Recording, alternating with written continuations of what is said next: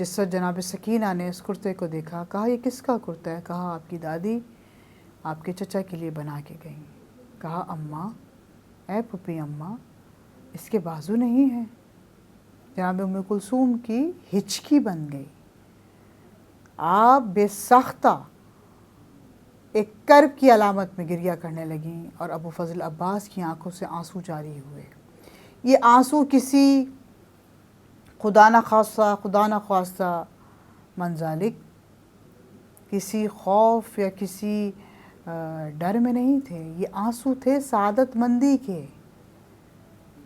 ابو فضل عباس اپنے دل میں اس شجاعت کے رستے پہ جاتے ہوئے، شہادت کے رستے پہ جاتے ہوئے ایسے ہی خوش نظر آ رہے ہیں جیسے امیر کائنات 21 رمضان کی رات کو کرب کے بستر پہ لیٹے ہوئے نظر آ رہے تھے کہ آپ کا چہرہ ذو فشاں ہے، آپ کے بیٹے کا چہرہ بھی ذو فشاں ہے۔